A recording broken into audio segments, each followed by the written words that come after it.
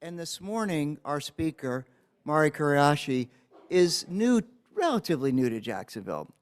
Probably been here long enough for us to call her a veteran. The president of the Jessie Ball duPont Fund is a very important position here in Jacksonville, but also nationally. As Mrs. duPont gave to many institutions that she loved during her lifetime, and the legacy of Mrs. duPont continues under the leadership of Mari. She leads the duPont's fund work around creating public spaces here in Jacksonville where everyone feels welcome, as well as elsewhere, including activating the Jacksonville Riverfront, honoring the contributions of Jacksonville natives James Weldon Johnson and John Rosamond Johnson at Lift Every Voice and Sing Park, and fostering collaboration among nonprofits and community leaders at the Jessie Building downtown. She is regularly engaged in conversations with partners working to make downtown Jacksonville a more vibrant and welcome place for all Jacksons. Mari is an avid cyclist in downtown Jacksonville and supports Douglas Anderson School of the Arts, where her son is a visual arts student. Prior to joining duPont Fund, Mari co-founded the groundbreaking crowdfunding philanthropy site Global Giving with Dennis Whittle and served as president until 2018. Connecting donors with grassroots projects around the world, providing a vetting platform for donors and training and education for nonprofits. Since 2002, Global Giving connected more than 1.8 million donors to 36,000 projects in more than 175 countries around the world, generating $900 million for funding for those projects. Prior to founding Global Giving, Mari worked at the World Bank, where she created and managed some of the bank's most innovative loans and programs, including founding its innovation engine, the Development Marketplace. Mari brings such a great talent and skills to us, but I think more important, Mari brings Mari to us, and that's what I have appreciated. Mari.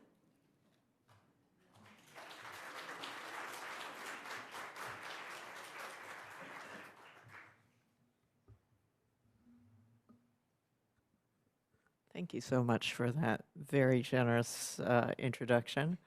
Also for putting me on the spot with your little game about languages. I'll talk a little bit more about that.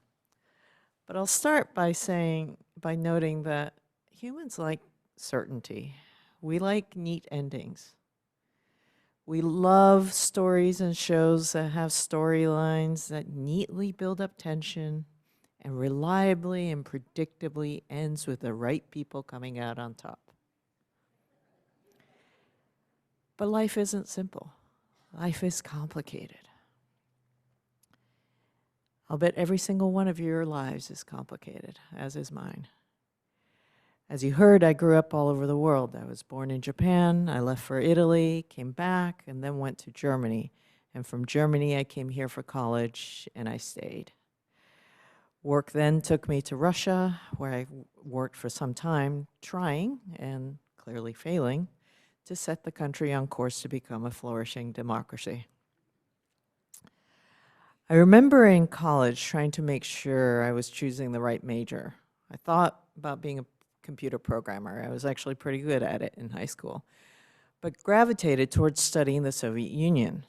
And I gravitated there because of a single luminous moment I had at the Berlin Wall that I could not forget.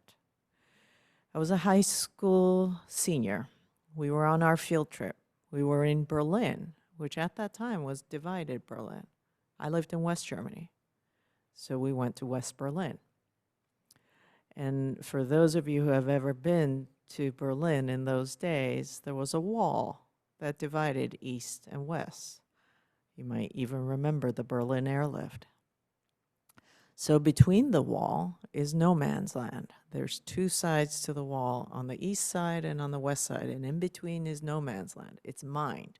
It's got, wires. But on the west side, there are these observation decks. You could climb up and look in. And you could look across to East Berlin, which looked different, but not that different from West Berlin.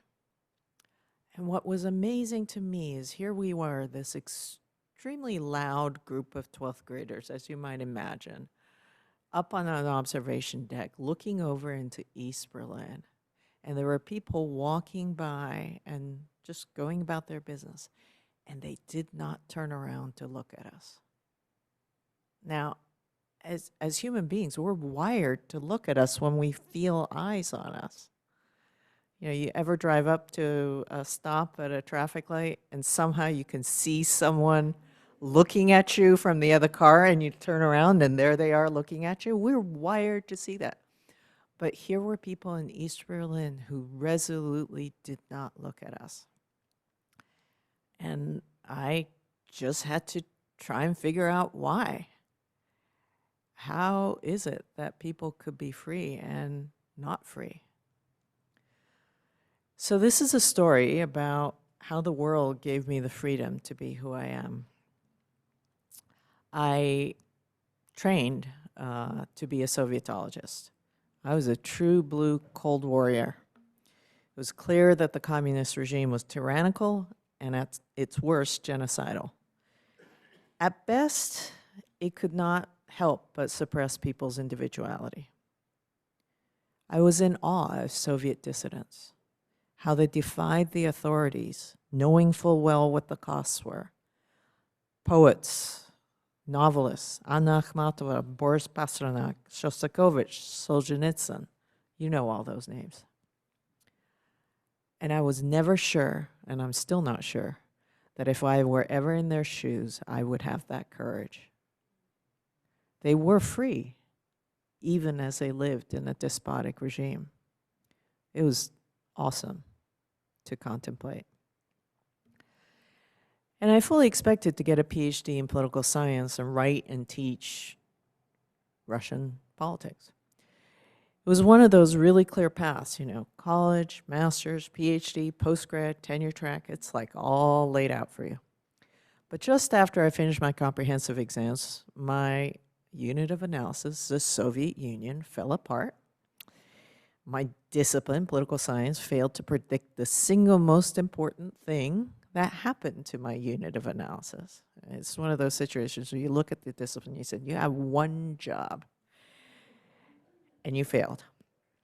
So I've switched gears to finding a job, and I quit pursuing a PhD. I looked into a job at the World Bank, but I had no idea what it did. As a Sovietologist, it wasn't one of the institutions you studied. You paid attention to the World Bank if you were a development economist, but if you were like measuring, you know, throw weights in ICBMs, you didn't really care about the World Bank. It was a job beyond my wildest dreams. As a country officer for Russia, I got to work with reformers whose jobs were, in fact, to do what I thought was most important, to establishing a flourishing market economy and democracy for the Russian people. We'd sit around the cramped kitchen table drinking heavily, late at night, arguing about what presidential decrees should be passed until someone would pull out a guitar and start playing a Beatles song. Because every Russian of my age who could play guitar knew every single Beatles song. Then I was sent off by the bank to do an executive MBA and routed to a job in strategy, change management, and business innovation. After diagnosing what held the World Bank back from innovating, we concluded that a top-down model could never innovate to meet the needs of local communities, especially in weak states. And there are many weak states in the developing world. So that led to Global Giving, a crowdfunding platform, and when we founded it, crowdfunding wasn't even a word. It's a success today, but I tell you, if you could truly and accurately see the work, blood, sweat, and tears you'd experience before making it to success, most of us would never start, which is a good thing. You know, startups happen because we have no freaking idea. As you heard, it's going well today, and I'm very proud of it. Then, once I decided Global Giving needed to be able to operate without a co-founder around, I got recruited to head up the fund. People frequently ask me, why did you take this job? And I confess I had not been looking for a job in Florida. I thought I was going to go to a job in New York, Washington, maybe abroad. But ultimately, I took the job because it's an incredibly high leverage position. It is a big fish in a small pond. I think you pointed out that it was a very important institution for the city. And that's because Jacksonville is actually a fairly young city. It's a young state, it's a young city. Any other city like Pittsburgh, Toledo, Cleveland, it's got way deeper pockets of generational wealth and philanthropy than Jacksonville has. So although we are a relatively young philanthropy and not very large by the scale of things, we get to play an outsized role. And I love that leverage. So I know I'm in the right place. But as I told you, I could not have told you that I would end up here, even as late as 6 years ago. So life is complicated. And people are complicated. Many of you might know of Jessie as the philanthropist who gave so much. She's behind many important institutions that shape our lives here, from the Episcopal School of Jacksonville to the Treaty Oak Park to Epping Forest. She was all that, and she was a committed segregationist. So committed that she didn't just have views on race that we might today think were of her time. She acted on them in order to preserve what she believed so firmly was a right structure of power and access. She gave generously to the Episcopal Diocese here for the establishment of Episcopal School in the 1950s and 60s because, her words, not mine, she believed that satanic forces have forced the integration of schools after Brown versus Board of Education. If that was the way society was going to go, she wanted to do her part to make sure that white children could be educated with other white children. As it played out, of course, by the time Episcopal School was actually built and founded, integration was the law of the land. So Episcopal School was never a segregation academy. But it wasn't for want of trying. She was more successful in the founding of Prince Edward Academy in Prince Edward County, Virginia. This is in Farmville, which did last for many years as a segregation academy because Prince Edward County closed the public schools between 1959 and 1965 rather than integrate them. So if you were black in that county, you could not get educated because Prince Edward Academy was closed to you and public schools didn't exist for that time. And yet, Jessie's funding was critical for some organizations today to be powerful advocates for hope and change, like the national organization Evident Change, formerly the National Council on Crime and Delinquency. They do incredible work ensuring that young people who end up in juvenile detention have lives after that that are productive and integrated into society. Her funding was critical for the Virginia Museum of Fine Arts, which in 2019, this is before Black Lives Matter, commissioned Kehinde Wiley, he's the portraitist of President Obama, to create a bronze equestrian statue, Rumors of War, a young, dreadlocked African-American man in Timberland boots rushing away on a horse, to enter into an artistic dialogue with General Lee's statue on Monument Avenue in Richmond, Virginia. Now, General Lee's gone, but Rumors of War is still there. So Jessie was a complicated woman, as in fact we all are. As Kant would tell us all, we don't know what we would do or not do if faced with the loss of income, ostracism, torture, or even death. In fact, we know from history, whether we look at Nazi Germany or communist East Germany, that most of us will toe the line. But usually we know what we should do, and we know that we can do it, even if we don't. In Jessie's case, she seems to have believed wholeheartedly in the rightness of her white supremacy, and she freely acted in those ways. And the thing is, with freedom comes responsibility. And heading up a foundation that is named after her and was funded by her, I have seriously considered what our responsibility is to her and to her communities that she loved, and to redress the harms that we know today she caused. Some of you may have seen how we come to frame our responsibilities at the fund. They revolve around acknowledgement, reconciliation, and repair. When we acknowledge we're committed to talking openly and transparently about the harm that Jessie caused by influencing organizations she funded to adopt or maintain segregationist policies and or seeking to perpetuate the narrative of the lost cause. When we reconcile, we're committed to meeting, listening, and reconciling with stakeholders and with members of the community so that our perspectives and our actions might be shaped and reshaped by their perspective.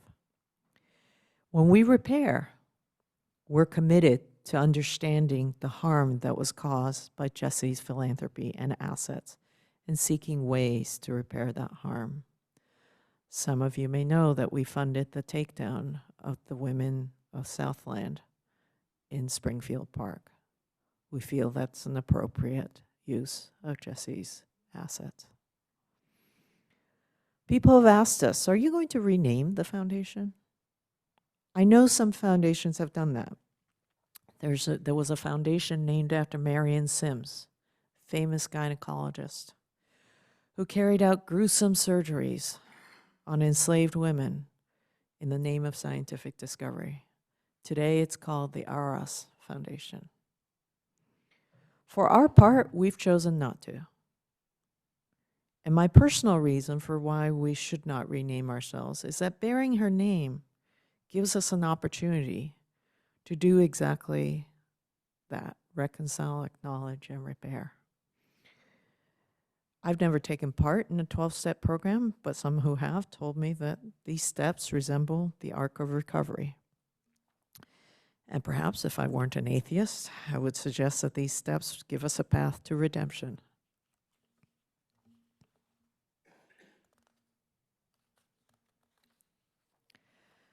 Now, I've listened to a lot of inspirational speakers talk, and I know some of them. And they almost always talk about the influence that a key person in their life, a mother, father, grandparent, had on them, and how their values of service or care influence their life trajectory. This isn't one of those stories. My parents didn't have a particular concern with public service, nor did they have a bent on trying to influence the world or those around them to particular action. They lived private lives, and they left me largely alone. In fact, because my mother was in a car accident when I was an infant, our caretaking roles were reversed. I took care of her, catered to her, and translated for her. But I was deeply influenced by where I grew up. And as I reflected on the remarks that I was about to make today, I saw that my parents probably influenced me not because of their values and their example, but because I was shaped by their needs to be what I had to be, and because I was shaped by the freedom of living all over the world. Jessie would have asserted, and in this I agree very much with her, that where you are from shapes who you are. By living all over the world, I have a bedrock conviction that excellence comes in all different forms and shapes, whether it's Italian design, German engineering, Japanese commitment to quality, Russian literature. The list is endless, as it should be. I've also learned, as I was taken from one country to another and from one school system to another, how to code switch. I'll share with you that code switching is particularly convincing even to yourself when you switch languages. When I switch from English to Japanese, my pitch goes higher because that's what's expected of a woman in Japan. And I automatically start taking into account the relative hierarchy of the person I'm talking to, whether they're older, whether they're more respectable, and what degree of solicitude I need to factor into my language and my requests. Whereas when I switch into Russian, I get more assertive, perhaps even combative, because I know that I need to do that to establish boundaries and to avoid getting pushed around. It gives me insight into the fact that culture is not destiny. At least if you become aware of your culture, it is not destiny. And it has taken me longer to appreciate, but knowing what it is like to be part of the majority and what it is like to be part of the minority. I know how someone who looks like me can, in this society, get typecast as sort of smart, conscientious, capable of dedication and persistence, but maybe not risk-embracing and not exactly charismatic as a leader. But I know that in Japan, which is where I grew up, as in any other society, there's a full range of personalities and aptitudes, and I am free to be who I am somewhere in that broad range. I can take up a spot that is not predetermined. And I know that that's an accident of my upbringing. I am here as a minority, but I know what it is like to be part of the majority. And it's a gift that's not given to everybody. So it's my obligation to leverage it, not just for people who look like me, but for people who don't look like me. And I chose to live and work in this country, in the United States, because of its freedoms. I finally got my citizenship when I moved here. I hesitated for a long time because Japan doesn't allow for dual citizenship. So in taking up US citizenship, I had to give up my Japanese citizenship. And I had serious loss aversion around that. But I decided that if I was going to be in Jacksonville and to act in the role of a civic leader, I had to commit. I had to go all the way. This country, I believe, makes it easier than any other country in the world to act on our freedom. We are radically free. And because we are free, we are complicated. And our lives are complicated.